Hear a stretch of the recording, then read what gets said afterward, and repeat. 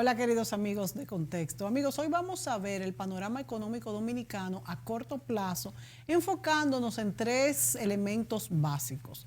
Primero, la inminente reforma fiscal anunciada desde hace 2 años según la Estrategia Nacional de Desarrollo y ahora más necesaria aún para mitigar el creciente déficit fiscal agudizado por el aumento del gasto público. Bueno, sabemos que esto en parte ha sido consecuencia de todas las medidas tomadas de seguridad, las ayudas a la población, además la caída en las recaudaciones, aunque el gobierno dice que estamos recaudando mucho más, en ciertos momentos ha dicho que estamos recaudando mucho más que el año pasado. Bueno, pero todo esto causado por la pandemia, ¿verdad?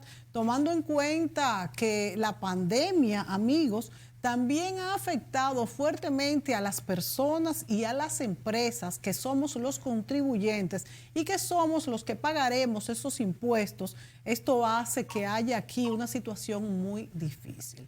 El segundo punto que queremos tratar es cómo eficientizar el gasto público, que ha sido uno de los temas recurrentes que reclama la ciudadanía desde mucho antes de la pandemia. Y el tercer punto es cómo vamos en la República Dominicana con el control del COVID respecto a otros países. Se ha hablado de una tercera dosis, muchos han criticado esta tercera dosis y realmente, bueno, yo creo que hasta cierto punto hay palos y boga y palos y no boga, porque es verdad que ha habido una información a medias, pero también hay que saber que si queremos poner a todos de acuerdo, nunca se va a hacer nada. Bueno, para comentar sobre estos temas tenemos aquí hoy al exgobernador del Banco Central, al ingeniero Guillermo Caram, una de las personas que se ha mantenido más informada sobre la realidad económica y sanitaria en este último tiempo y quien tiene una clara visión sobre el manejo de las finanzas públicas nacionales. Ingeniero Guillermo Caram, bienvenido. Gracias, muchas gracias. Bueno, Guillermo tenía varios días que no venía a Contexto y tenemos muchas cosas que hablar contigo, Guillermo. Entre ellas, yo quisiera comenzar con la materia fiscal. Y yo te pregunto, ¿otros países, Guillermo, han logrado pactos sociales para realizar reformas fiscales integrales, que en vez de constreñir la economía, la relanzan? Pero no sabemos si en este momento tan delicado que vivimos esto pudiera ser posible. Nos preguntamos cómo el país podrá abordar esta crisis y hemos visto que los países de América Latina que han tratado de hacer reformas fiscales, no, incluso algo mucho más pequeño, algunos impuestos, se han visto envueltos en grandes problemas sociales. ¿Cómo hacer una reforma fiscal? ¿Es estrictamente necesaria y en qué consistiría? Bueno, yo creo que es estrictamente necesaria para poder responder a las demás preguntas que tú haces. Yo creo que el fracaso de las reformas fiscales en otros países, particularmente en Chile y en Colombia, Sí. se debe a que la abordaron con uno de los componentes de la reforma fiscal, que es la política de recaudaciones del gasto público. Y las reformas fiscales tiene dos vertientes, la vertiente tributaria y la vertiente del gasto. Cuando en Colombia, que es el caso más reciente y que ha detonado una reacción violenta sostenible, hasta el punto de que, bueno, hasta el presidente recibió un par de balazos en su helicóptero recientemente. Y sobre todo, no olvidemos que Colombia tiene muchos años, yo diría casi un siglo, de situación de violencia. Pero el problema fue que se enfocaron específicamente en una reforma tributaria y no tocaron el aspecto del gasto. En Chile, meses atrás sucedió eso, antes de que tuviéramos una detonación de protesta. Cuando las reformas fiscales se abordan con el componente tributario nada más, siempre trae esa reacción. Y es lo que yo creo que debe evitarse. Y para eso se necesita tener una concepción clara de que la reforma tributaria, la reforma fiscal tiene dos componentes: la política de gasto, el gasto público y la reforma tributaria. Ahora, Los que le temen a la reforma fiscal es porque en el subconsciente están pensando únicamente en el componente tributario. Porque al contrario, yo me pregunto siempre por qué los que se oponen a que las condiciones actuales no son propicias para una reforma fiscal. Yo me pregunto, pero las grandes reformas no han sido precisamente en momentos de crisis. Las grandes reformas mundiales no han sido precisamente en momentos de crisis. Por ejemplo, el sistema de ordenamiento mundial después de la Segunda Guerra Mundial, las Naciones Unidas, el Banco Mundial, el Fondo Monetario Internacional, todo eso surgió después de la gran crisis que significó la Segunda Guerra Mundial. Nosotros aquí también hemos tenido experiencias domésticas en ese mismo sentido. La reforma de los 90 fue por una crisis que se detonó por la crisis petrolera. La más grave en los últimos años, claro, es verdad. Pero tuvimos una reforma fiscal integral que no provocó ni un tiro. Entonces no es comparable. Yo creo que los que tienen temor de abordar una reforma fiscal ahora es porque en el subconsciente están pensando únicamente en el componente tributario. Entonces yo te pregunto, Guillermo, si es así y el componente del gasto público es tan o más importante que el componente tributario, ¿cómo en un momento donde las ayudas han sido aumentadas como nunca, puede disminuirse el gasto público y hacer que esto sea una partida significativa para poder no aumentar tanto lo que es la parte tributaria en un momento de pandemia? Fíjate que déjame completarte un poco la idea que tenía con relación a la pertinencia ahora de una reforma fiscal.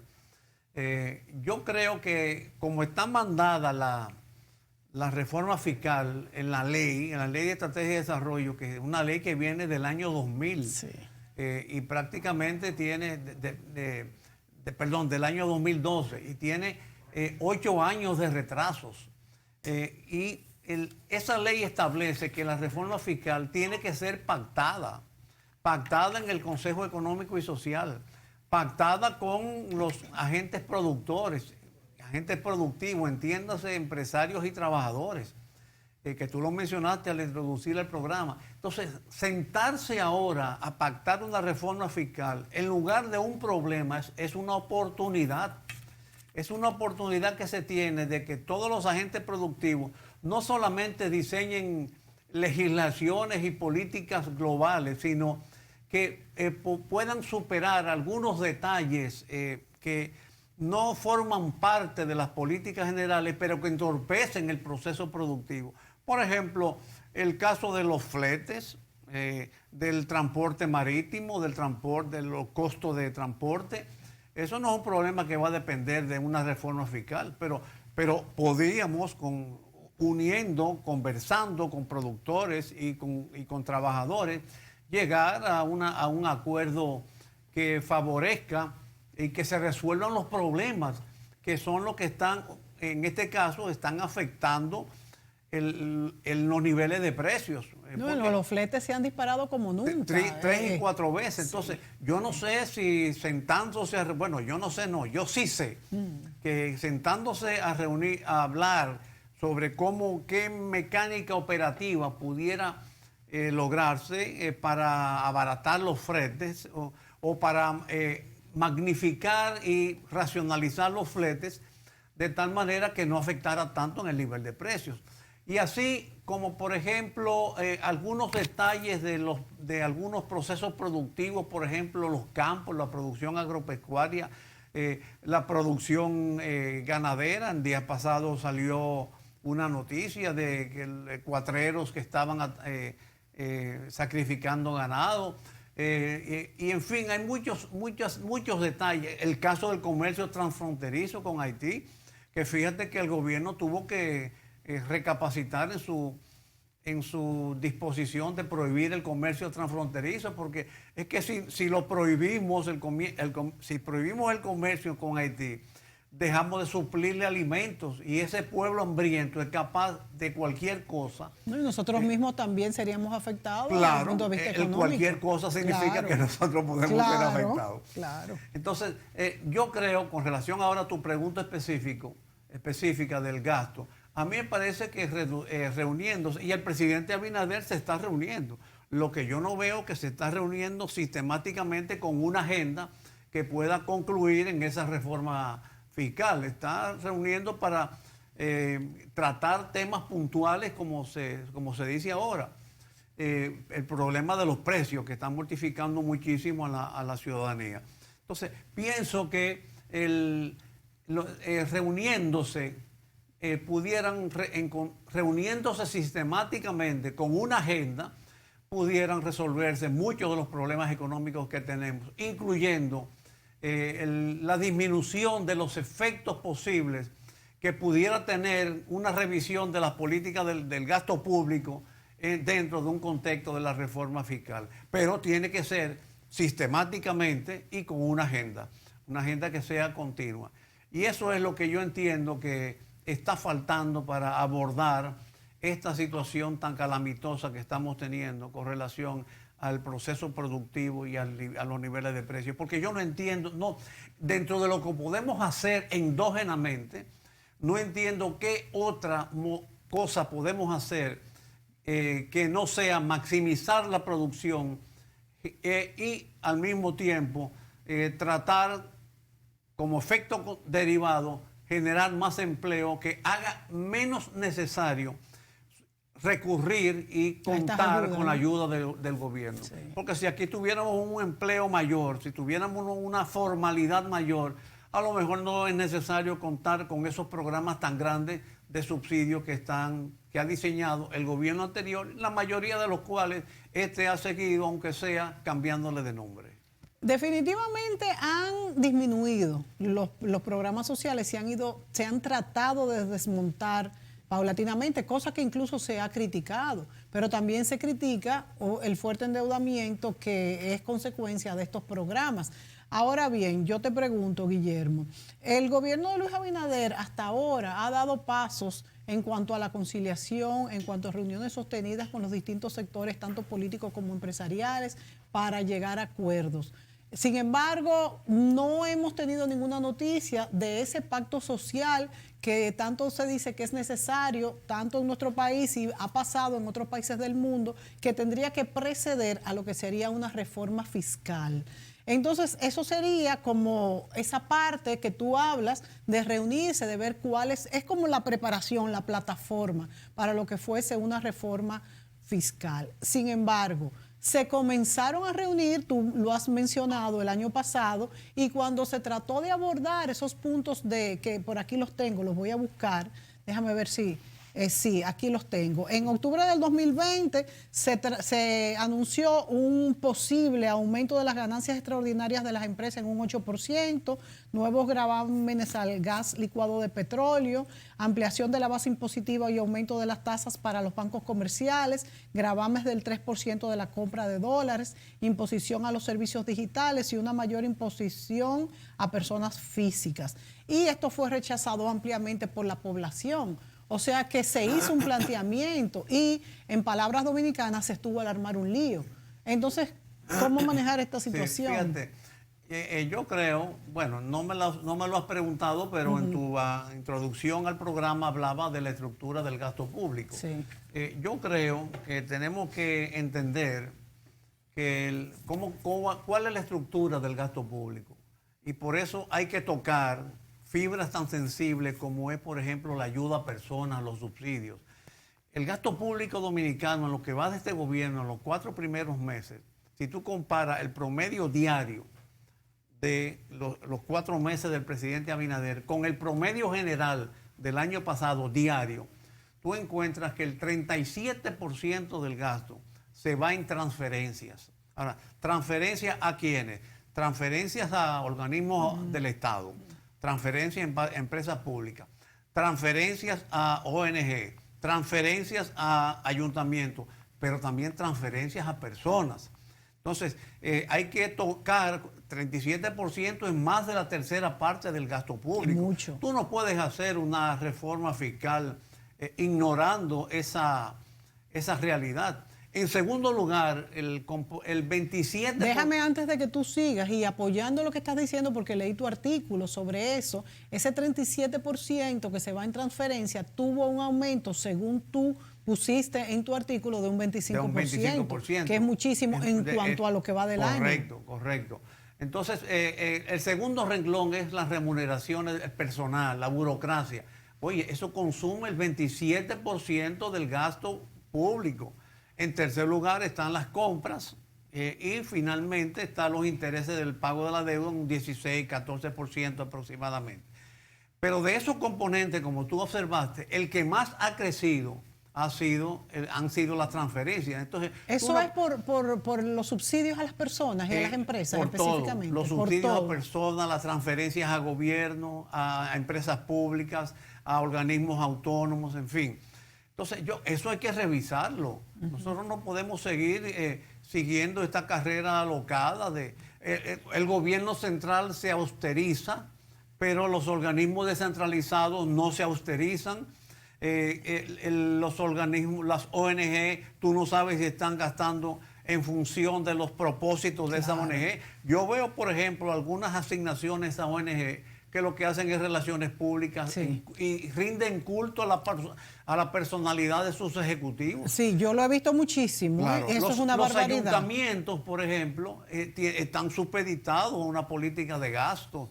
Tiene que gastar un porcentaje en gasto corriente y un porcentaje en personal. Si mal no recuerdo, 40%. No pueden sobrepasar del 40% del gasto, pero eso no se está cumpliendo. Quizás entonces, le tienen miedo al costo político, Guillermo. Bueno, pero yo no sé hasta cuándo vamos a seguir manoseando el concepto de costo político y sacrificando la economía nacional.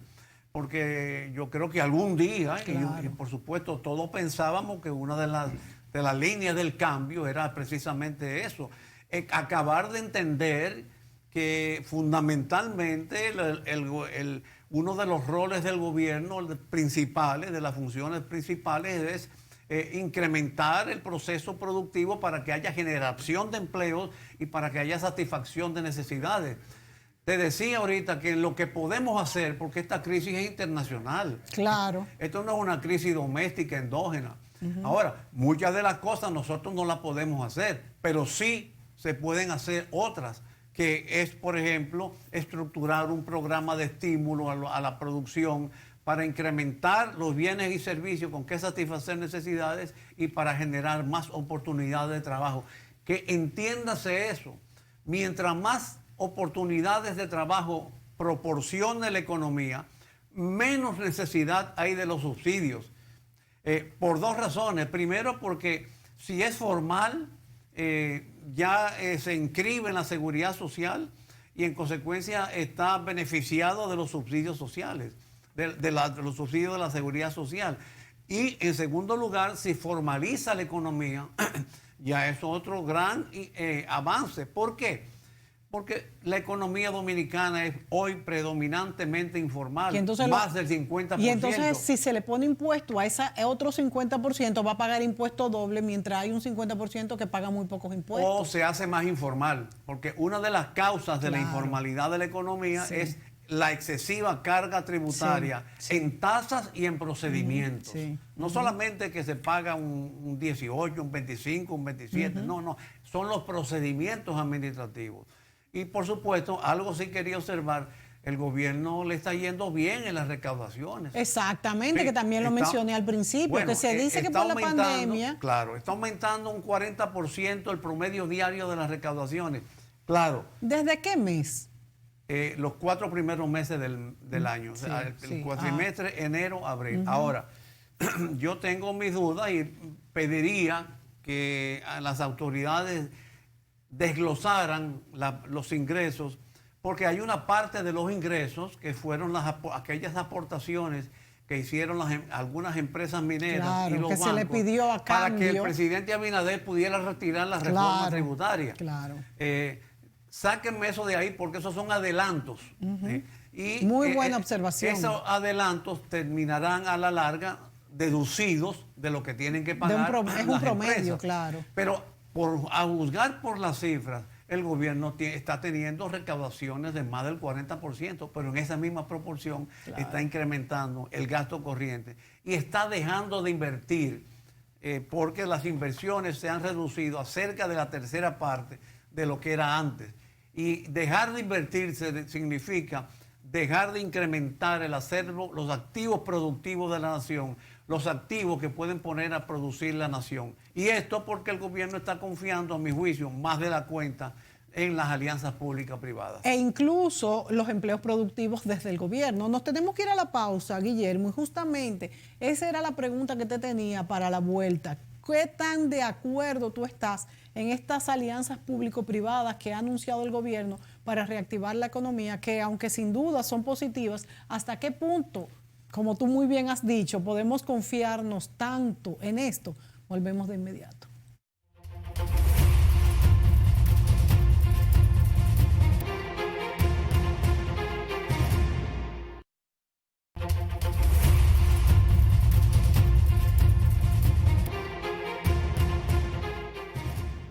El ingeniero Guillermo Caram nos acompaña en esta entrega. Sabemos que Guillermo Caram ha sido cabeza en lo que es todo el sistema económico del país, incluyendo exgobernador del Banco Central.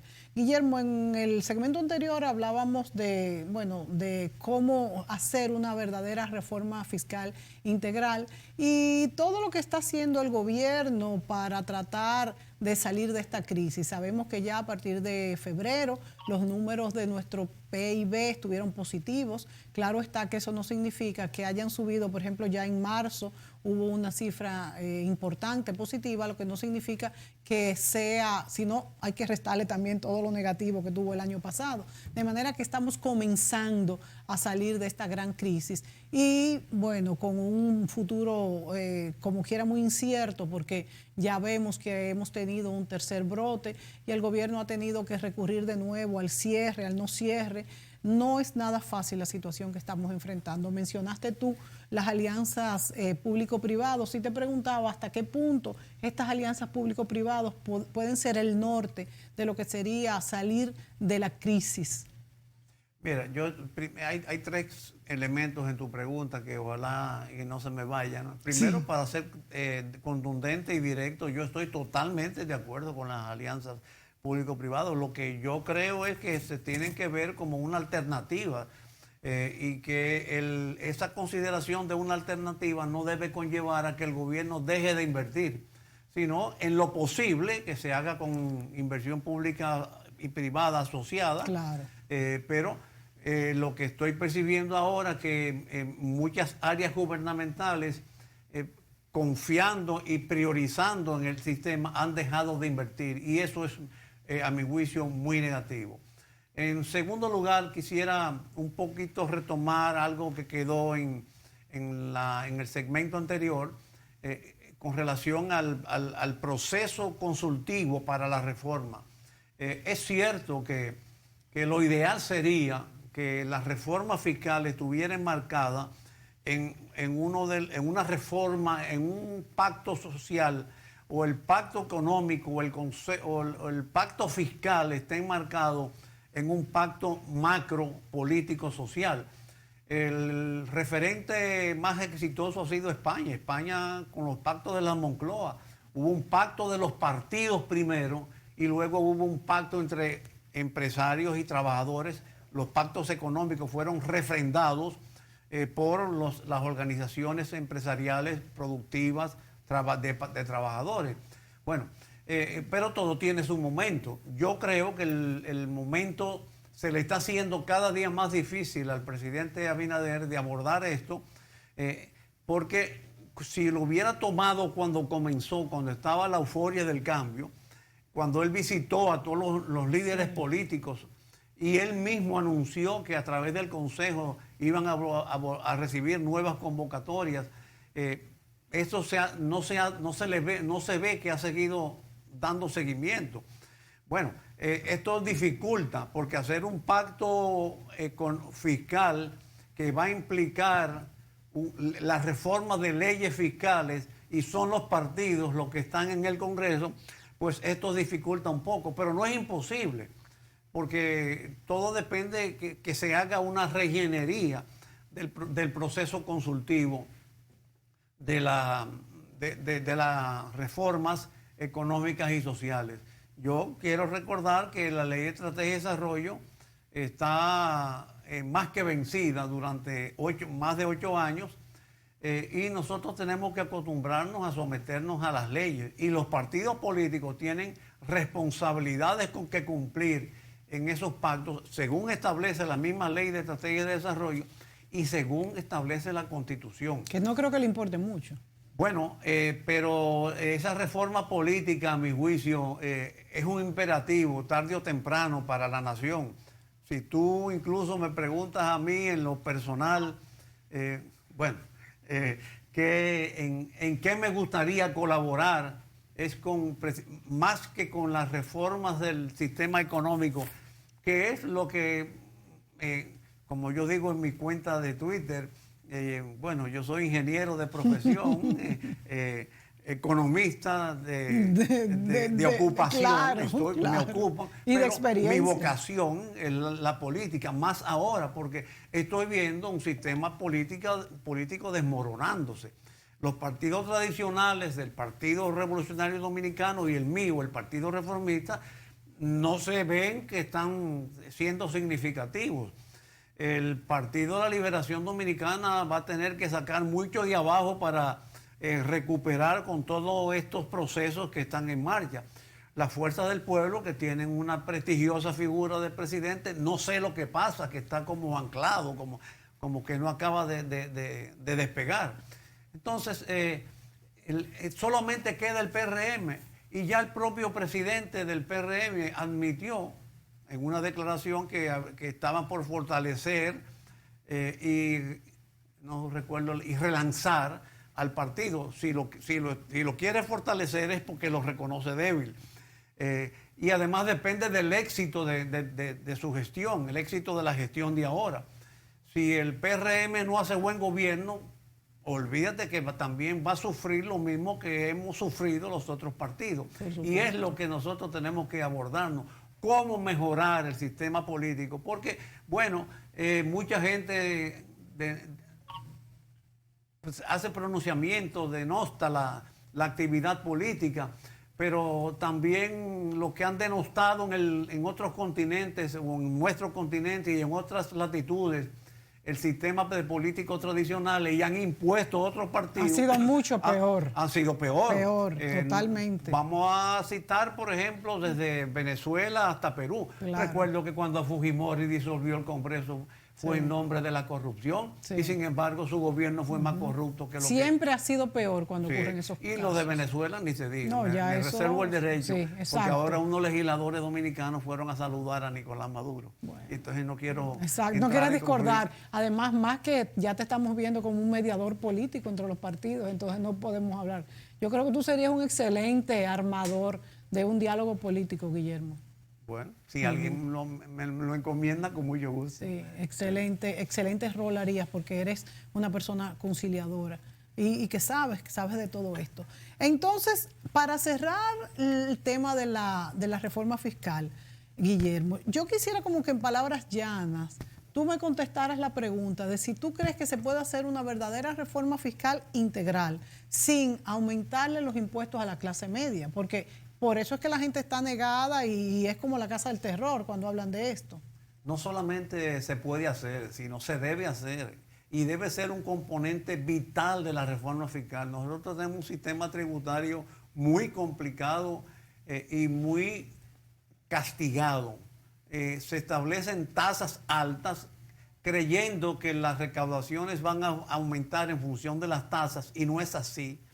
A veces las tasas altas lo que hacen es espantar recaudaciones, y en nuestro caso lo hacen vía la informalidad. Con los sistemas tributarios tan complicados y las tasas tan elevadas, mucha gente ha optado por dejar la formalidad e inscribirse en la informalidad. Y la informalidad significa que no cotizan. Claro. En consecuencia, las recaudaciones disminuyen. en los 90, que nosotros los reformistas implementamos la reforma tributaria de los 90, reducimos los aranceles y las recaudaciones Fueron aumentaron. mayores. Entonces, tenemos que entender que si las recaudaciones fueran justas y el proceso fuera fluido, la evasión, la omisión de tributación es menor. La tributación es más fluida con un sistema tributario justo y equitativo y también con un gasto público estimulante. Porque una de las cosas que muchos ciudadanos nos preguntamos es, bueno, ¿por qué pagar, para qué pagar tantos impuestos si lo que el gobierno que lo administra va a incurrir en dispendios? Claro, como por ejemplo claro. aquel de los 103 artistas que se le dieron yo no sé cuántos millones de pesos, o los 103 millones de pesos Que yo se no le sé dieron a no cuántos sabemos artistas, cuántos que artistas. todavía no se han dado las explicaciones convincentes y ya vamos para el sexto mes. Eso fue en Bueno, se ha diciembre. dicho que después se van a contratar para fiestas en el futuro, pero son cuestiones como que no entendemos. Bueno, lo primero que es una discriminación, porque Claro, se cogieron creo que claro. 40 y tantos artistas. Claro, y entonces los Y otros. los otros, y entonces... Guillermo, nos tenemos que volver a ir a la pausa. Me gustaría, antes de irnos, dejar esta pregunta, que yo no entiendo bien cómo, según los números del Banco Central, el sector que más creció fue la construcción. Yo quiero saber si entonces fue la construcción privada, pero se dice también que la pública, si la partida de inversión pública bajó tanto. En el próximo segmento me respondes.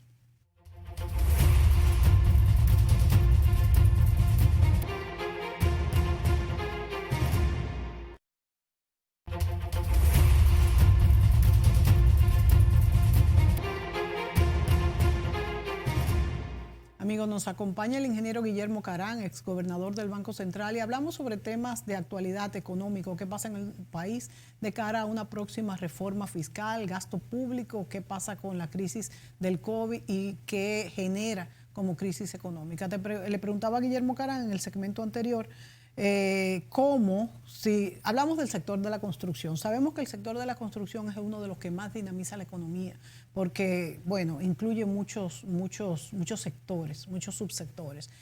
El Banco Central nos dijo con alegría, recibimos esta noticia, que había aumentado el gasto en este sector respecto al año pasado, en esta misma fecha, y también al mes anterior, muchísimo, un 40 y pico %. Entonces, ¿cómo se explica esto? Ha sido más privado, porque tengo entendido que según la ejecución del presupuesto, los gastos en gastos de capital se habían disminuido mucho. ¿Cómo se explica esto? Sí, bueno, esa es la explicación, ha sido la inversión privada Pero la que qué bueno, ha activado entonces, la construcción. Y porque la inversión pública ha caído bastante, aunque de tanto insistir, de tanto señalarlo, se nota en el último mes una animación. Por eso es bueno la crítica, por eso es bueno la oposición, para que critique lo que tiene que criticar y que el gobierno rectifique. Claro. Pero indudablemente ha sido por el sobrecalentamiento de la actividad constructiva privada para recuperar el tiempo perdido.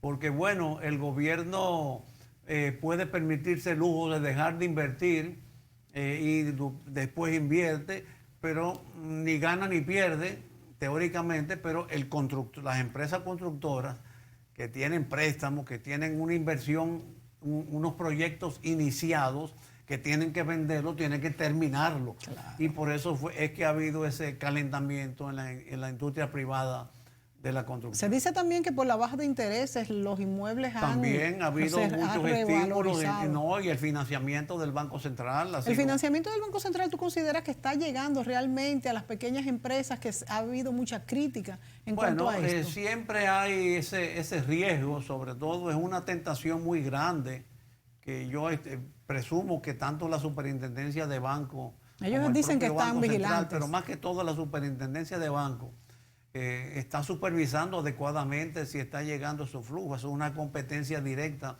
de esa entidad, porque hay una tentación muy grande con las facilidades financieras del Banco Central, las tasas bajas. Las tentaciones son, bueno, sobre todo que si los bancos llegan a tener disponibilidades y las empresas no piden préstamos, entonces los bancos dijeron, bueno, yo tengo que hacer algo con este dinero. Y probablemente las tentaciones sean o de dolarizar, o las empresas dolarizar, pero también de refinanciar. Y el refinanciamiento es bueno, pero no anima la economía, porque si tú tienes un préstamo con una deuda y lo que hace es convertir la deuda vieja en una deuda nueva, eso económicamente no te tranquiliza. Puede ser que tú... No es malo, pero no es el objetivo. Claro, no es el objetivo. Yo creo que la superintendencia de banco tiene que establecer programas específicos para supervisar esas facilidades financieras que ha establecido el Banco Central. Y es, por supuesto, un factor importantísimo para animar la construcción privada y otras actividades productivas. Sí, importantísimo. Guillermo, en estos últimos minutos que nos quedan, yo quiero hablar de dos cosas. Quiero hablar de COVID y quiero hablar de la frontera. Y mezclo esto en varios aspectos. Primero, muchos haitianos que quieren venir a vacunarse a la República Dominicana, y de hecho el presidente Luis Abinader ha dicho que sí, que se van a vacunar, cosa que lo veo muy lógico, porque vivimos en una misma isla, ellos están entrando y saliendo, no vacunarlos sería malo para ellos, pero igualmente malo para nosotros, porque vendrían también con el virus de nuevo y hay un rebrote. La reapertura de la frontera económicamente nos conviene, y todo el proyecto que ha anunciado el presidente Luis Abinader en Pedernales y todo a lo largo de la frontera también es importante. ¿Qué nos puedes decir respecto a el tratamiento de la frontera y conectado y también desconectado? La crisis del COVID, ¿en qué momento estaba? Bueno, yo creo que con relación a la crisis del COVID, por lo menos las estadísticas que manejo muestran una tendencia favorable. El número de casos activos ha disminuido, las muertes se han mantenido más o menos estables, no ha habido una detonación. Claro que esto depende día a día, ¿no?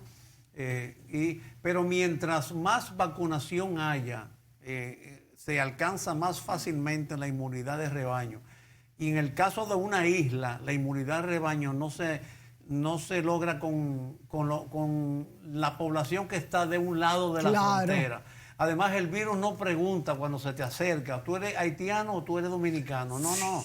Si te puede pescar, te pesca. Claro. Y esto es un virus agresivo y rencoroso. Sí, señor. Fíjate que los que han hablado mal de él han sido contagiosos. O sea, es como una persona esotérica me dijo, como que este virus vino con un designio específico detrás de personas específicas.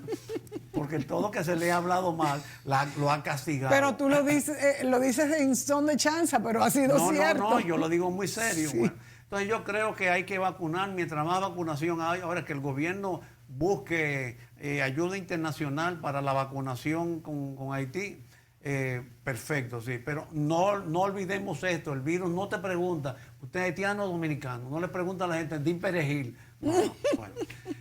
Con relación al tema fronterizo, la parte económica, hay que entender igual, y yo estoy de acuerdo con la reapertura de la frontera. Haití es el segundo mercado de importancia para República Dominicana, y cuidado si no es el primero, porque claro, hay muchas porque cosas, la informalidad no nos deja medirlo totalmente. Por la informalidad y por el tipo de productos, porque por ejemplo no es lo mismo exportar un mineral a Estados Unidos que exportar 1 millón de huevos a Haití. El efecto económico en generación de empleo es mucho mayor en el 1 millón de huevos. Claro. Y los propietarios del 1 millón de huevos, los empresarios que tienen el 1 millón de huevos son dominicanos. No es como exportar un mineral a Estados Unidos. Claro, que se nos va la mitad fuera. Entonces, creo que lo que hay que regularizarlo y normalizarlo, y en lugar de ponerle tramas, brindarle facilidades cumpliendo los protocolos, diseñando los protocolos adecuados y cumpliéndolos y haciéndolos cumplir. Y con relación finalmente al proyecto de Pedernales, bueno, yo entiendo el desarrollo turístico. En general, lo ideal sería que entre Haití y República Dominicana llegaran a un acuerdo para establecer políticas comunes de desarrollo. Lo que más nos conviene a los dominicanos es que Haití se desarrolle económicamente, que los haitianos satisfagan sus necesidades en Haití y que los haitianos tengan oportunidades de trabajo en Haití. ayudémoslos a que ellos hagan eso para eliminar así las presiones sobre nosotros. Y una de las formas que pueden lograrse es con proyectos alrededor de la frontera, con proyectos comunes. Hay experiencias, el caso, por ejemplo, de industrias privadas de zona franca que se han acogido a estímulos fiscales norteamericanos, proyectos de infraestructura, pero naturalmente hay que negociar con dignidad. Claro. ¿Qué es lo que, y con conocimiento pleno de la idiosincrasia haitiana? Porque ¿qué es lo que veo que a veces falta? A veces lo subestimamos tanto y ellos se aprovechan de esa subestimación. No, ellos viven de eso. Claro, y se victimizan.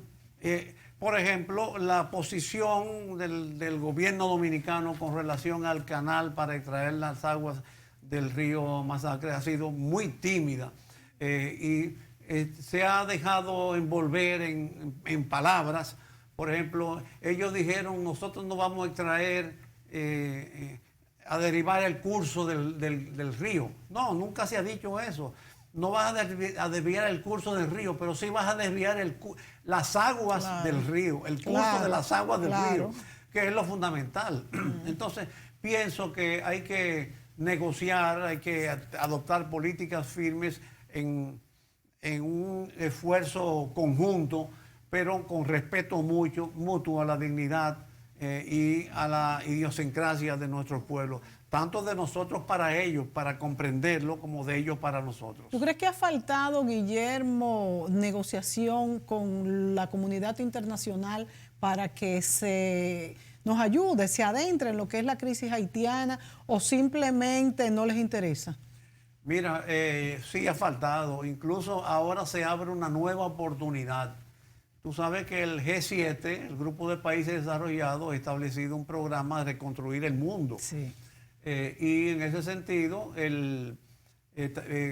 se comenta que va a ser un programa tipo el Plan Marshall para Europa, que va a ser un programa tipo Alianza para el Progreso, o el New Deal de Franklin Delano Roosevelt, que eliminó la depresión. Hay tres, es como la repetición. Eso te iba a decir, que saldría lo que tú iniciaste en el programa, que después de una gran crisis salen oportunidades como esta, por ejemplo. Exactamente. Entonces entiendo que ahora mismo hay una nueva oportunidad alrededor de proyectos fronterizos, de proyectos de infraestructura, de mejoramiento de condiciones sociales de vida, de estímulo a la inversión privada conjunto.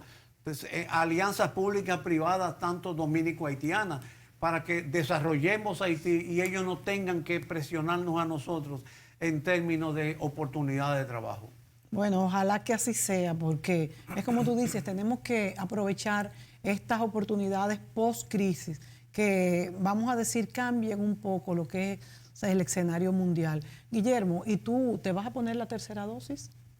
Yo sí, me la voy a poner en 6 meses. Yo me la voy a poner también. Sí, en 6 meses después de la última. Después que la comunidad médica se ponga de acuerdo, porque todas las vacunas necesitan un refuerzo. Y siempre se dijo que a los 6 meses iba a necesitar una tercera dosis. Mi impresión hasta ahora es que, o mi posición hasta ahora, que me la voy a poner a los 6 meses, ojalá con otro proveedor, para lo que no tenga la que ya me he puesto. Sí, claro. Yo creo que el gobierno se ha manejado muy bien respecto a lo que es las vacunas. En la adquisición de vacunas sí, pero en la política de aplicaciones ha sido muy confuso a mi juicio. Bueno, a veces con esta segunda, reglamentaba que era por cita, después fomentó, estimuló, llamó la vacunación.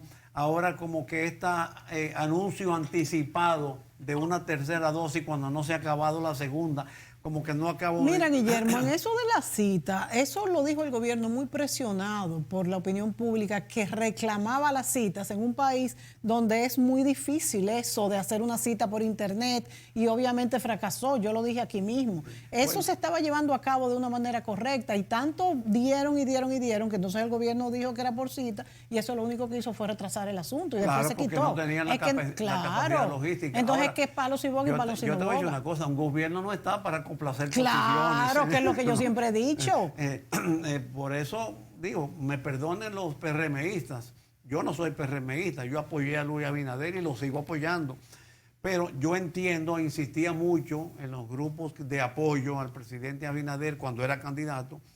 Señores, no basta prepararse para ganar las elecciones, hay que prepararse para gobernar, porque lo que estamos sufriendo es una crisis nacional e internacional de tal proporciones que no podemos ni improvisar, ni caer en vaivenes, ni someternos al veredicto de una comunidad que muchas veces tienen que las decisiones públicas tienen que someterse a criterios técnicos y a criterios de eficiencia administrativa. Y no solamente eso, Guillermo, en cuanto al COVID, es un panorama variable totalmente. Claro. Recuérdense que teníamos un COVID controlado totalmente, ha habido un rebrote, ha habido una tercera ola y ha habido nuevas cepas o nuevos linajes. Y se amenazan como es correcto. cuarta porque hay nuevas épocas. Exacto, entonces sí. No es lo mismo lo que se decía hace un mes que lo que se dice ahora. Por ejemplo, en cuanto a lo que te decía de la política de comunicación, el gobierno